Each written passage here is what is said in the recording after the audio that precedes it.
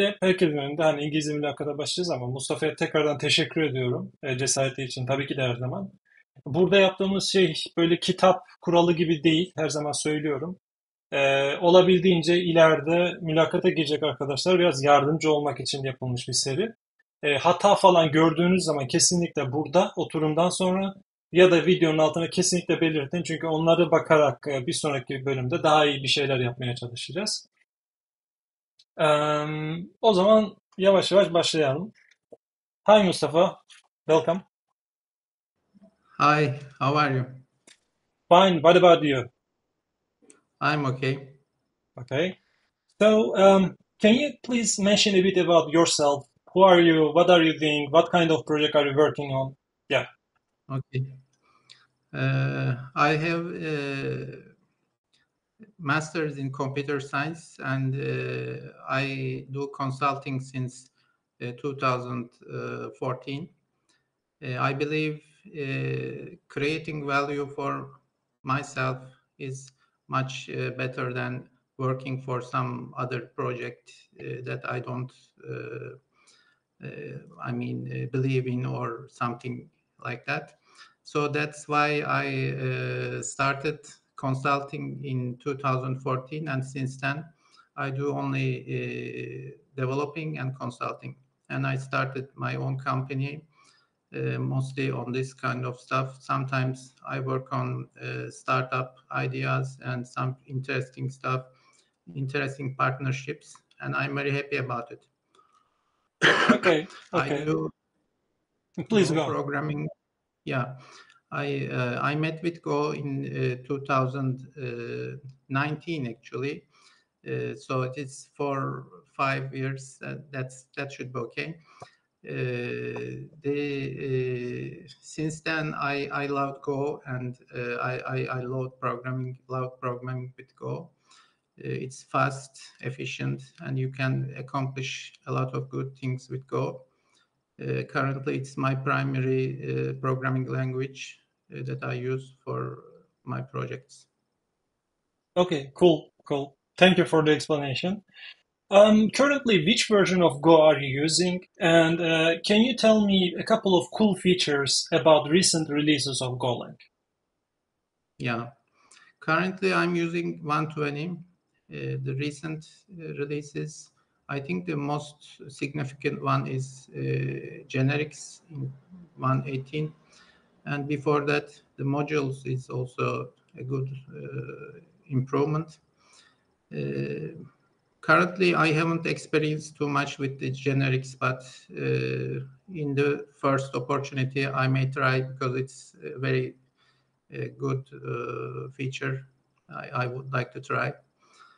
Um, Other than that, in general, Go has very cool features. Error checking, for example, I love it. It's built in, and the simplicity, I like that too. The Go routines, channels, concurrency, memory management is good enough. Okay, okay. Have you ever heard about what is green threads before in Go? Green what? Green threads. Green threads. Yeah. Okay. I think it might resemble something, but could you elaborate a little bit on that? So maybe I can recall it. Yeah, for example, you know Go routines in Go, of course, about concurrency. And when you read the Go internals, you will see they are saying you can create hundreds of Go routines within your application. So they can achieve these hundreds of, maybe thousands of Go routines by using Go green threads methodology. So, for example, in Java, when you try to create a thread, Mhm. it creates a physical operating system thread. But in Go, there is another stuff which is also called green threads, and it seems very useful. So I meant that term actually. Okay. Actually, in terms of Go thread management, the specifics green threads might correspond to something like this. Go multiplexes the thread calls, the Go routine calls into the physical threads. So it should be related to this, but the green thread is in specifics of that I don't have sufficient information. But Go has a very cool feature. Accomplished very nice things when multiplexing that large number of Go routines into a few physical threads. And sometimes this may cause issues, but like you can have Go routine leaks, or you may have too many blocking Go routines, and if you don't handle that properly, this may cause resource exhaustion. But in general, it's very useful. Okay. Something that Java doesn't have. Yeah. Of course.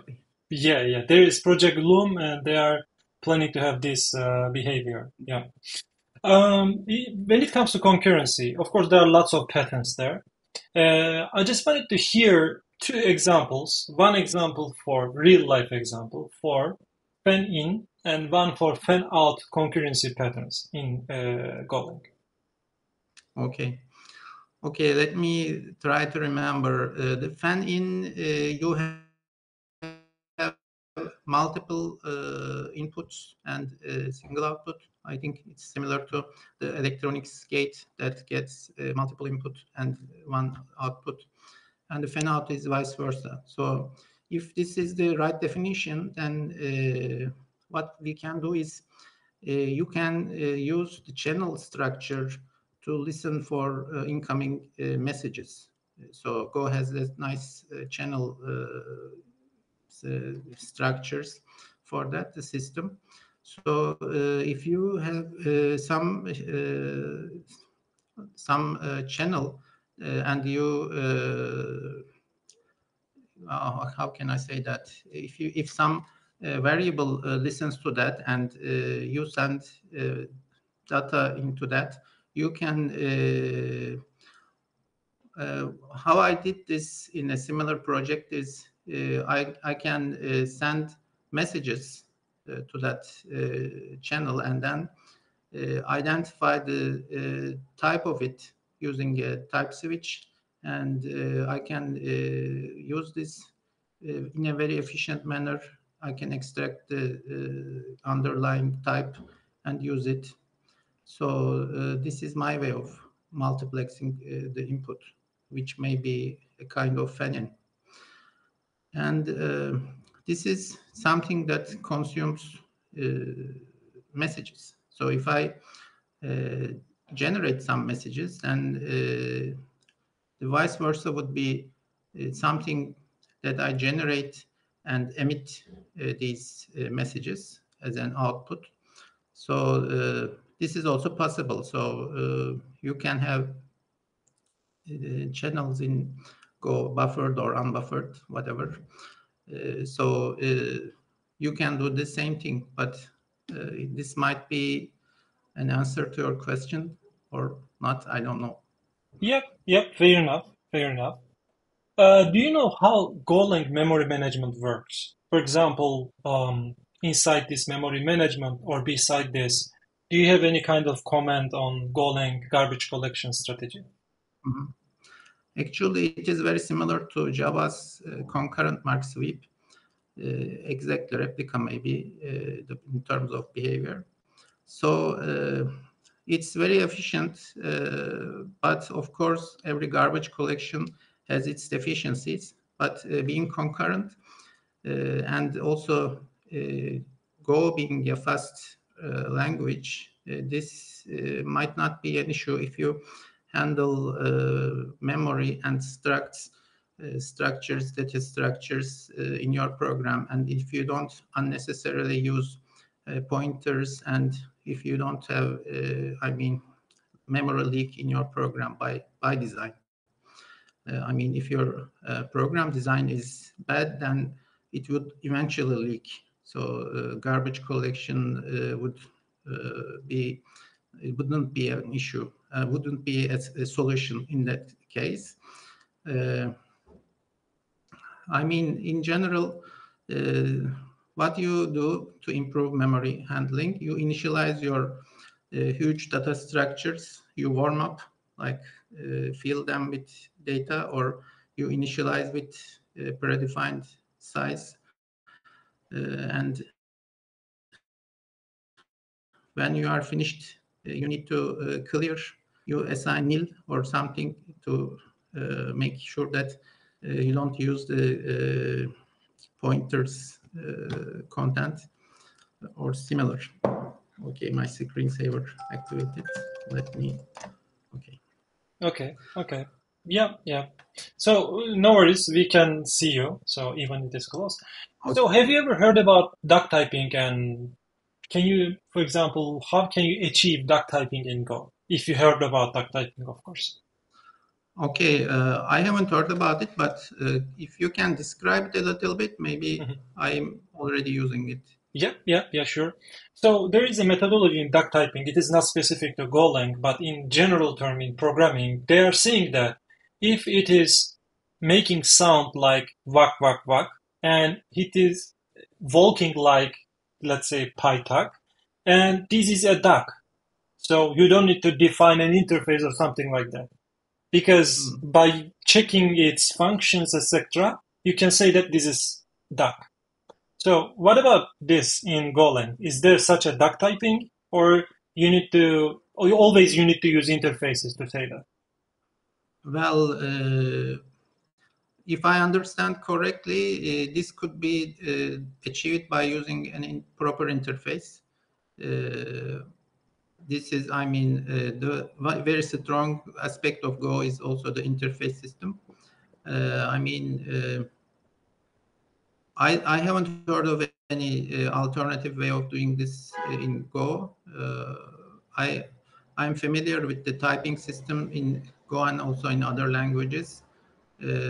So I think this could have been done by using interfaces because, yeah, this is the, if I were to implement it, I would have done it by using interface.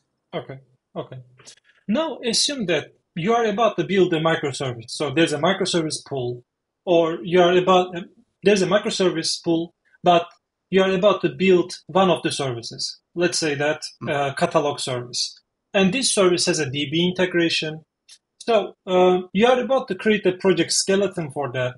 What is your strategy to initialize this project? Just spin up a very simple example. I'm not saying asking for implement endpoint, these kind of things, but just wanted to understand how you are spinning up this simple project. Yeah. Basically, the structure of a simple project would be to create a project directory, initialize the project. It is using the Go init, and it will initialize the module. And then I would create a service directory or an internal directory, depending on my strategy. And in it, I would actually, I would expose this, so probably internal wouldn't work, but anyway, I would define the microservice interface using some tooling like protobuf or similar. So this will make sure that others will be able to call this. And then I would implement the service as specified by the proto and implementing the interface. And then starting from the service, I would implement towards the database level from the client to the considering database being the server of my microservice. I would implement the repo finally, and then it would be done, I believe. In the microservice, things are not very complicated. Only small number of services are involved, small number of functions within the service in general. I mean, I shouldn't generalize that anyway, but it might be typical to have very simple microservices. So if in that case, as you said, it is a simple one, we should be having a small number of functions, small number of service methods.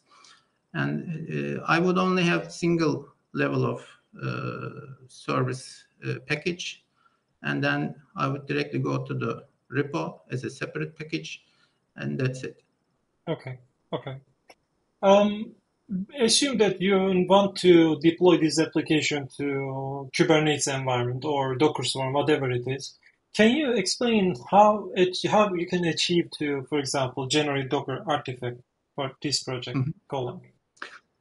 Yeah, that would be actually I would have a make file, and in the make file I would use a Docker build. I mean the Docker command file, which builds the Docker image and then prepares the container image that can be deployed to Kubernetes or any other similar environment. So this would be how I could do that. This kind of service would be very simple. So the Dockerizing, that would be only involved in executing Go in Docker. So it will only start some standard image and then run the compilation, and then the compiled code will be the static executable of the Go binary. So we don't need to the Go executable, not the executable, the Go tool itself. So we need to get rid of that, and we just use the output. So the builder image will generate the actual binary, and the actual binary will be only served as a executable in a much smaller container. I'm not sure if that's clear, but I hope you get it. Okay. So basically, I might understand two things from here. You build the executable first and create a Docker file and use this executable inside it. Or the second version is you build the executable inside the Docker file and then you run it in the same Docker file. Which one of them? The first one or the second one? Actually, it would be more efficient to have only the executable in the Docker, which can be hardened, of course. You can use some hardened container. It is, I think, not a good practice to have the development build tools in the production image. Okay. Have you heard about multi-stage build in Docker? Yeah. That's the same. You can use the build from blah, blah. It's multi. If it is multi-stage, you can use the output of it. Of course. As you already know, there are different kind of types as other programming languages has. For example, functions, channels, integer, string, this kind of variable types, or only types, interfaces. Do you think you can serialize all of these types? What do you think about that? For example, you can just, you said that you mentioned about protobuf. In order to send data from gRPC client to gRPC server, we are using this protobuf, etc. But under the hood, they are using a marshalling technology. It is a serialization, deserialization. So you can send string data, integer data. So do you think all kind of types can be serialized and deserialized in Go? Well, that's a good question. Actually, I haven't thought too much about this, but as an engineer, I would think about the value by serializing the data. So if the data is, it should be kind of a message or something that I should deliver. Otherwise, I wouldn't want to serialize any arbitrary thing. So this should cover structs and primitive types and so on. But the other stuff like channel, for example, you can serialize a channel. Well, it would cause some problems because the channel is something related to the concurrency stuff, and it would contain maybe some logs or similar stuff. And if you, that is kind of some different mechanics there. I wouldn't think of serializing a channel, for example, because when you serialize it, you send it to some other place. So if you send it to some other place, it will lose its original context. So it would be meaningless, I believe. Okay. So assume that you are writing unit tests in Go, and you have a function which is called convert. In this convert function, you have an input and there is an output. Of course, inside the convert, there are different kinds of if conditions. There are a couple of scenarios, let's say that. And you, for three use cases, you have written three unit tests, different unit tests. And you realize that, okay, I am nearly doing same thing, but at the end, I have three tests, separate tests. Why? They are repetitive section of that. Instead of duplicating these tests with different parameters, what other strategy can you use in Golang unit testing? Okay. You mean having different functions in the test file? Instead of having different functions, you can have a table test. Yes. Okay. So if you have a single table test, and you can join the others into single thing. But it is not always the best strategy, because sometimes you need to explicitly see the test itself named separately, etc. But most of the time, table tests will work, I believe. Okay, cool. Assume that you just implemented a feature in your local computer, you developed it, that's fine, and everything works. You release the dev environment, and then you release the production environment, and you are happy, you went home. That's it. And after a couple of hours, SRE team just pinged you, or they realize that there's a problem in prod, and there's a peak in memory, there's a peak in CPU. That might one of them. And then they just reactively just increase the resource limits, requests, from, let's say that from 2 gigabytes to 4 gigabytes. Then they realize that in 30 minutes, for example, the peak just again happened. So they realize that there's a problem. There can be something there. And they just take a look at what is the commit author in the Git blame records, and they found you. And then they pinged you. They are saying that, okay, there is a problem. Of course, there can be a on-call rotation. Instead of just checking the Git author, they can just assign to a specific on-call person, but just realize that they just pinged you. What will be your reaction to this problem initially? Yeah. Well, personally, I wouldn't increase the memory. I would be against it, because it will complicate the garbage collection process and make things worse most of the time. But if I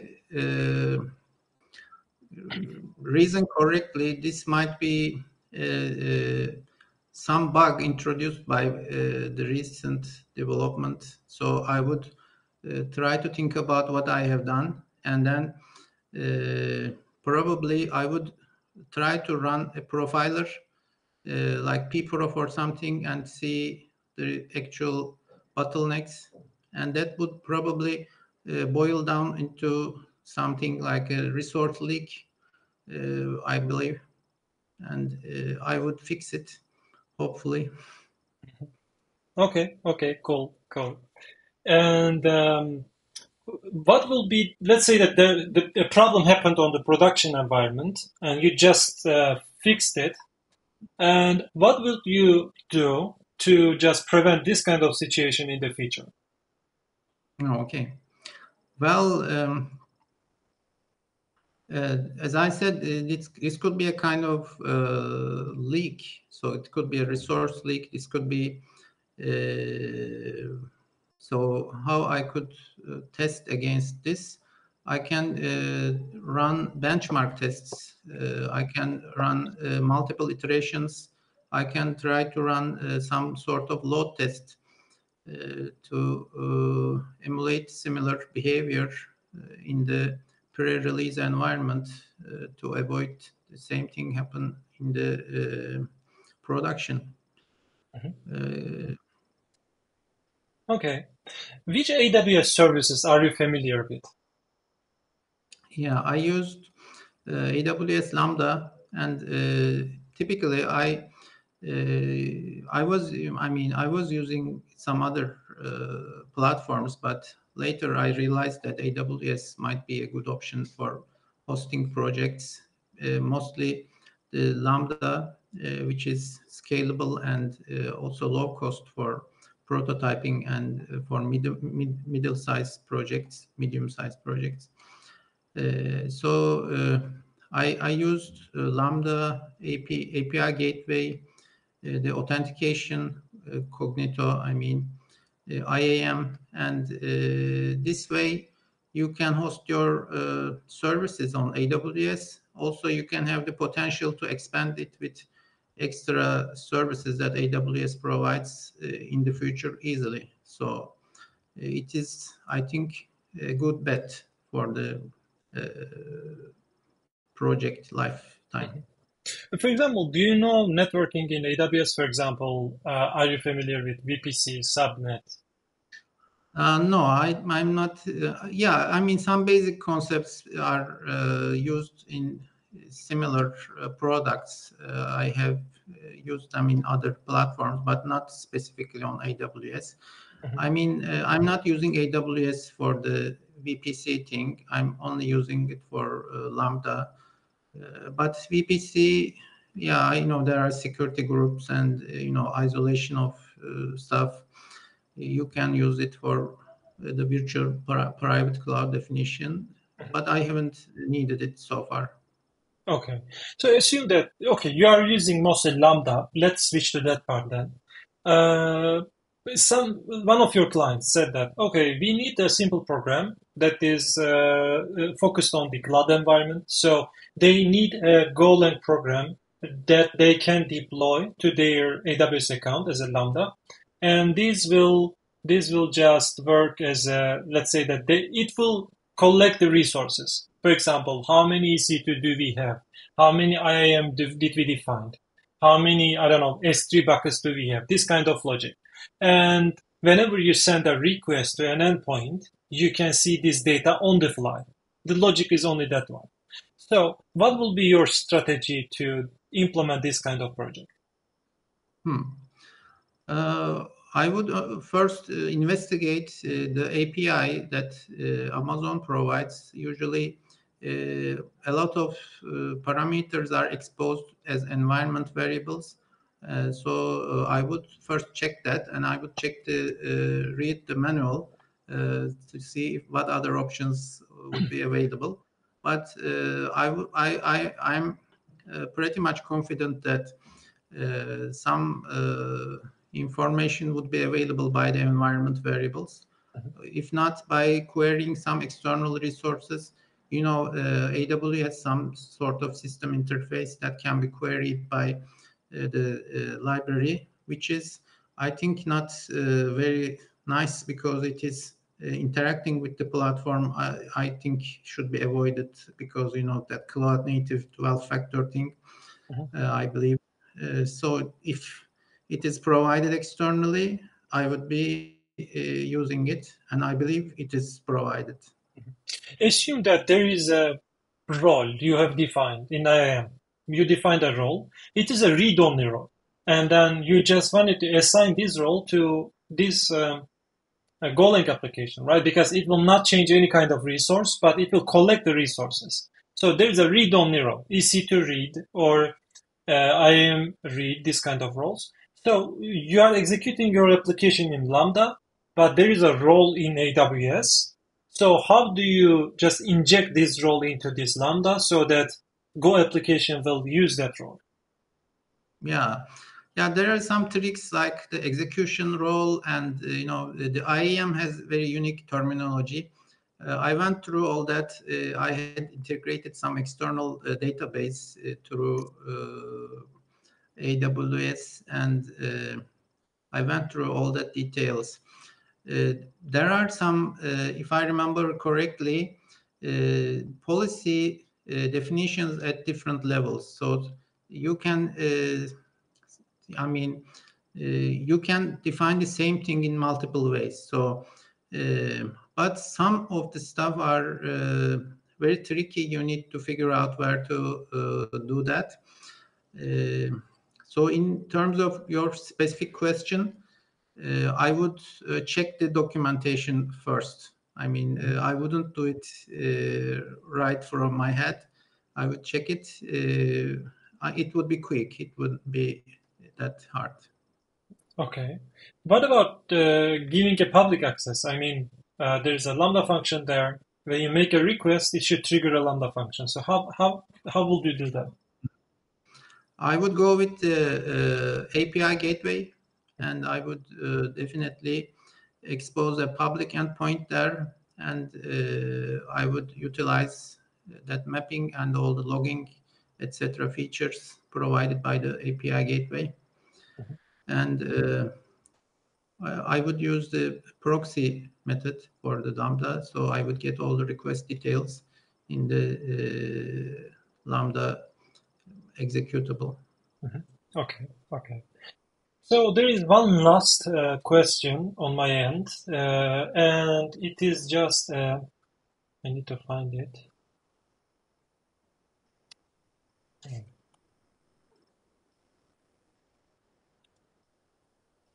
Okay, here. I will share my screen. It is just, okay, window, entire screen now, window.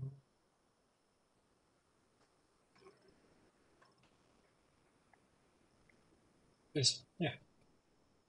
Can you see the screen there? Yes, I can. Okay. Okay. Let's zoom it.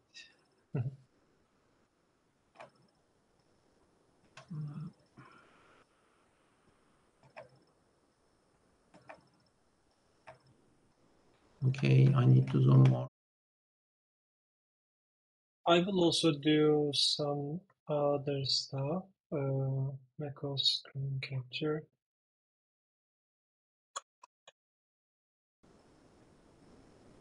Okay, I changed the layout. Okay, I will also try to share in another screen. So you see the code, right? You see the code, and I will share same code with the listeners. Okay, you can see it. Okay. So, but yeah, I will ask the question, but one sec. I need to.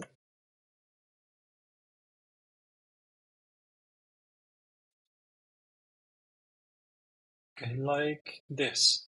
Okay, this is just a function, main function. And here, what we are doing is there are two Go routines. There is one variable. And of course, we are trying to protect this variable because it is not, there is no concurrency safety here. Do you see a problem here? There is one problem. I just wanted to detect it. Yeah. You can speak loudly, maybe, and then try to detect the problem.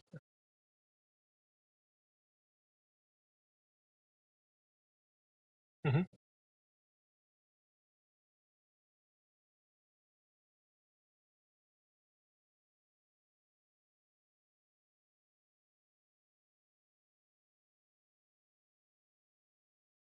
But this could cause an issue because it wouldn't be deterministic. One shouldn't program like this. If you change the same thing in coroutine, you should avoid using a map on the same key. So this would be useless. One of the Go routines would be useless. In addition, the logs appear to be a read log, but I haven't seen the specifics of that log. It might be something else, but it looks like a read log. But what we are doing is a write operation. So if that one is if it only well, this might be wrong, but the most significant one is the first one that I mentioned. Yeah. Okay. Okay, cool. So that was it. That we are done with the question. So traditionally, do you have any kind of question about our company or anything related to this pattern, let's Yeah, say? actually, I would love to learn about what you are doing daily, and how is your team, and what kind of cool stuff you are doing currently. Mhm. So basically, we are developing a product, and they are all based cloud Kubernetes environment. So think about we have lots of software as a service products, and we use Go at its core, and then whatever we deploy, they are all based on Kubernetes environment. And here, of course, based on the requirements, we are using AWS, GCP, and Azure. You can think that any customer can go to our software as a service products, and they can just use our services with a couple of clicks. They can subscribe to a plan and they can use it. Of course, there are starter plans there. And for the enterprise customers, we have some more advanced version of the product. For example, we have banking customers, and they don't want to use our public software as a service. So they want to deploy the entire stack on their on-prem environment. This is one of the version. And we have another version, which is they can still use our software as a service, but they do a special VPC peering between our services and their network in their account. So we have these advanced strategies. And of course, in order to maintain those huge structure, we have on-call rotation, we have SRE team, DevOps team. So daily basis, we implement product, we add more features, but we also have maintenance part of this ecosystem. So, for example, once they deploy their product to their on-prem environment, in order to achieve same visibility, we implemented a monitoring system. So basically, we have an agent on their system. For the critical path, we are reporting some problems to our monitoring dashboards so that we can proactively understand what's going on in the customer environment. So this is our daily basis stuff. And we don't have so much meetings. We are working asynchronously. We are globally distributed. We have globally distributed teams. And that's it. So, and there is no some kind of roles, architects and technical leaders, these kind of things. So we have a group of developers inside the team. And once you assigned with a task, of course, you refine the task, you plan the task. We have product owner. They provide role requirements or features. Our main responsibility is just use our technical background and refine the tasks. So put as much as technical information into this place, review with the product owner, and after that, just assign it to anybody. You can assign any task to yourself. And you are responsible for development from bottom to top.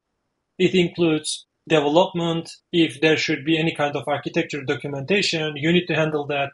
If it needs end-to-end tests, you need to implement that one also. We don't have QA team in our organization because we have very, very technical product.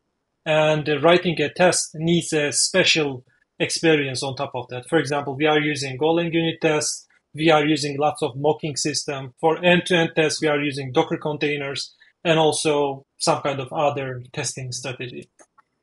And also we have UI team. That's it. Sounds cool. One last question. Mm-hmm. Are you hiring? Of course. So if you are asking real for my current company, we have a job career pace, but I don't think we have an open position for that. But for this, for this virtual one, let's say that, we are hiring for different positions in this, especially for the Golang development. Okay. Great. Thank you for having me. Yeah, you are welcome. Thank you for your valuable time, and I hope you will receive a notification soon, and then it shouldn't take more than 1 day. Thank you. Okay. Burada bitti arkadaşlar. Şimdi Türkçe'ye geçebiliriz artık. Ben şimdi feedback vereceğim abi flow ile alakalı Mustafa. Şimdi onun haricinde tabii sorman gerek belki bazı soruları cevaplarız otomatik olarak. İstersen feedback kısmına geçelim. Çok fazla da sürmez zaten. Şimdi şey olarak bir kere yani kullandığın şöyle yapalım da ekranın paylaşımını kapatayım. Yanmasın biraz kötü gösteriyor. Abi şimdi öncelikle bizde şöyle bir şey var. İngilizceye karşı bir korku kültürü var Türkiye'de. Birçok kişi korkuyor İngilizce konuşmakta. Ama burada bakıyorum gayet iyi anlatıyorsun kendini, her şeyini güzel konuşuyorsun. Tabii ki de yani muhtemelen benden fazla tecrüben vardır ve İngilizceyi doğal haliyle daha iyi bilmen gerekiyor. Konuşmanı da çok normal karşılıyorum. Ama böyle deneme için bile gelip burada konuşman beni çok mutlu etti açıkçası. Onda herhangi bir benim için tarafımda hiçbir sıkıntı yok. Yani daha önce de gerçek mülakatlara girdim. Yüzlerce kişiyle görüştüm. E, Dolayısıyla o tarafta bir sıkıntı görmüyorum. Sorularla alakalı da mesela Go'nun versiyonlarına hakimsin abi. Orada jeneriklerden bahsetmen. Başka konularda var da. Tabii orada basit olmak biraz artı kazandırıyor. Bazı sorularda biraz uzun cevap verdin. Onları bir şey olarak hani belki de geliştirmen gereken bir nokta olarak diyebilirim ama şansın şöyleydi. Biraz daha uzatman benim diğer soruları otomatik cevaplamana sebep oldu. O yüzden onlara pek girmedim. Mesela şeydeki Green Thread'de uzattığın zaman Go rutin nasıl çalıştığına girmesi gibi. Memory Management'ı güzel anlattın abi orada. Özellikle Java örneğini vermen güzel oldu. Çünkü Go ile Java yeni versiyonunda Go'nun şu anki versiyonunu örnek alıyor. Yani arka planda fiziksel bir thread değil de bir sürü thread'in bir tane thread'i kullanabiliyor özelliği. O da iyi bir örnek oldu. Onu sevdim. Duck typing'de aslında konuyu bilmedin ama düşünerek doğru bir cevap verdin. Duck typing genel terim olarak işte o eğer vak vak diye ses çıkarıyorsa, paytak paytak yürüyorsa o bir ördektir. Niye interface? Yani herhangi bir klasa niye interface vermek zorunda kalıyorsun? Aslında Go'da arkadaşlar şöyle bir şey yazmış. Interface olmadan olmaz diye de aslında öyle. Onda bir sıkıntı yok. Mesela error struct'ını düşün. Orada bir interface var aslında. Altında bir tane error diye bir metot var. Ama ben kendi error'ümü yaptığımı düşün. Mesela e, AWS Response Error diye bir şey yaptım. Kendim type'ım. Onu herhangi bir interfeysi kullanıyor diye dememe gerek yok. Zaten Go'da yapamazsın onu da. Ama o struct'ı kullanarak ben onun bir error diye bir metodunu yazarsam ve o da string döndürürse otomatik olarak Go bunun error olduğunu anlıyor. Çünkü benzerliği karşılaştırıyor. Diyor ki error interfeysin içinde de bir error metodu var. Bu yeni tanımlanan struct'ın da kendi error metodu var. O zaman bu bir error'dır diyor. Bunu otomatik yapabiliyor. Go'daki duck typing bu. Sen bunu terimi bilmeden anlatma kısmında gayet yerinde oturdu yani onu söyleyebilirim. Projeyi sıfırdan geliştirme olayı okey. Bir an multi-stage'i anlatmayacaksın diye şey yaptım. Ben bahsedince orada biraz daha detaya girmen aslında biliyorsun da arka planda onunla bahsetme gereği duymadın. O şekilde oldu. Bazen bunu demeyebilirler. Yani karşındaki bazen teknik bir eleman olmayabiliyor. Gerçekten soruları hani böyle daha az teknik bilirsi olduğu zaman adım adım giderken bunlara değinmeyebiliyor. Ama bunları da mesela multi-stage çünkü bazı kelimeleri böyle özel olarak seçip alıyorlar. Öyle stratejileri de var. Dolayısıyla Orada heh, interview yapanın da kafasını karıştırmamak gerekiyor. heh, Yani bir de evet. stage derken şimdi sizin bilmediğiniz bir şey de olabilir. Hı hı, Yani sizin değil de teknik aha, olmayan kişinin hı hı, o da riskli oluyor. hı hı. Okey, okey. Şeyde abi hangi tipler serialize olabilir? Aslında bunun kitap kuralı var. Fonksiyonlar ve kanallar serialize olamıyor. Sen ben olsaydım böyle yapardım dediğin aslında doğru çıktı. Yani aslında mantıksal düşündüğün zaman doğru yola gidiyor. Go'nun kendi internında da diyor ki fonksiyon ve kanalları serialize edemezsin. Dediğin gibi gRPC'de bir yerden bir yere gönderemezsin. Fonksiyonu da aynı şekilde senin için şey yapacak. Primitif gibi bir şey kullanman lazım. Ya da struct'ın içinde primitif field'lar ya da struct'ın içinde başka bir struct. Aslında nihayetinde onun da bir primitivi var. Onu serialize ederken halledebiliyor. Şimdi production'a bir şey release ettin, onu da anlattın abi güzel bayağı. Resource leak'ten bahsettin. Resource leak olabilir diye. Çünkü onlar da orada anahtar kelime resource verdikçe onu beğenmiyor. Daha da açgözlü takip ediyor. Resource League'den profile edebileceğini söyledin. O da güzel. Yani içeride kim bunu acaba Resource League'e sebep oluyor onları yaptın. Belki buna şey ekleyebilirsin. Aslında production ortamı olduğu için çok fazla profiling yapamayabilirsin belki. Tabii ki de Go'da vardır. Yani HTTP üzerinden profiling yapabiliyorsun. Ama production'da bunu kimse açmak istemeyebilir. Belki condition olarak açıp kapaman gerekebilir. Ya da monitoring tool'ları da kullanabilirsin. Bunu çok rahat bir şekilde yapabilenler var. Eğer tecrüben varsa bahsetmen iyi olabilir. Ee, heh, Bu profile'ları açtım ben hı hı, production'da da fazla bir overhead'i hı olmuyor. hı, hı hı, hı Yani o hı. yüzden açık kullandık bayağı. Evet, evet. Ya tabii yapabiliyorsun. Vermişler yani. Orada pprof'u HTTP üzerinden yapabilirsin. Dump'ını direkt alıp kullanabilirsin yani. E, AWS servislerinde de Lambda'yı kullan demiştin. O yüzden küçülttüm aslında seti. Normal interview'da zaten sen başvururken orada AWS'nin içinde muhtemelen bir kısımlarını söylüyorlardı. Biz AWS'de machine learning workload'ları koşturuyoruz dediği zaman aday ona göre ha, ben onunla hiç tecrübem yok aslında. Belki kendini ona göre ayarlarsın. Ama sırf AWS dendiği için ben içeriğini bilemedim. Lambda'ya göre biraz şekillendirmek istedim. Orada anahtar nokta şuydu abi uygulamayla alakalı. Herhangi bir AWS ile ilgili herhangi bir SDK, Go olabilir, Java olabilir, nedir önemli değil. AWS'te mesela sadece Lambda'yı kullanmış olsam bile AWS'in SDK'ni, CLI'ni kullandığında orada illaki bir credential gerekiyor. Bunun da birçok tipi var. Ortam değişkeninde olabilir. Sen statik verebilirsin. AWS configure deyip yapabilirsin. Hatta bu Go uygulamasını herhangi bir EC2'ye deploy ettiğin zaman ortada hiç credential yok değil mi? Ne environment değişkeninde ne bir statik verdi. Kendi EC2'nin içinde metadata serverına bağlanıp credential'ı resolve edebiliyor. Bunu nasıl yapıyor peki? Çünkü EC2'ye bir tane rol veriyorsun. Aynı şekilde Lambda'da da var bu. Execution role dediğimiz. Orada Lambda çalışırken hangi role bürünsün onları kavrayabiliyor. Oradaki kilit nokta oydu. Şeyde de zaten gateway'i söyledin. Request gelince orada trigger etmesi onlardan bahsettin zaten. VPC zaten bilmiyorum dedin ama bunları belki AWS ile ilgili bir yere başvurursan onları bilmem belki faydana olabilir. Çünkü önceden şöyle bir şey vardı. Ops ekibi falan filan bunlar VPC falan her tarafı ayarlıyorlardı önceden. IP'ler şu olsun bu falan filan.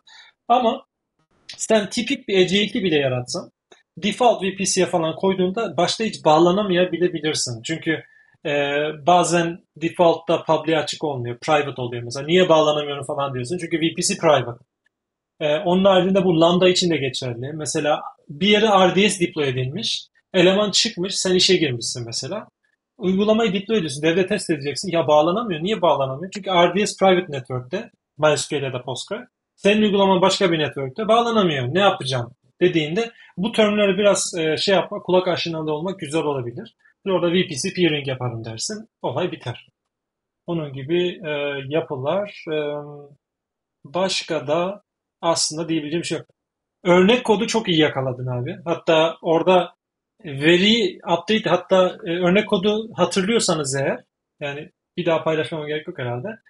Veriyi güncelliyorsun ama read lag kullanıyorsun. Bu data race'e sebep olur. Orada görmeni istediğim oydu çünkü. Oradaki Go fonksiyonları tabii ki de optimum bir şey değil. Yani iki tane ayrı ayrı sanki çalışıyormuş gibi yaptım ama önemli olan veriyi güncelliyorsun ama kullandığın log, read log'u. Write'a hiçbir protection koymuyorsun. Olay burada şey oluyor. Bazen burada şey yorumu da getirebilirsin. Daha iyi ne yapabilirdin diye. İşte belki log kullanmazsın da işte sync paketinin altındaki map'i falan kullanabilirsin. Belki öyle şeyler de olabilir. Ee, Onun haricinde benim yorumlarım bu kadar aslında. Başka da bir şey yok. Genel olarak bayağı hoşuma gitti yani. Hani 5 sene tecrübe dedim, onun da altını doldurabildin.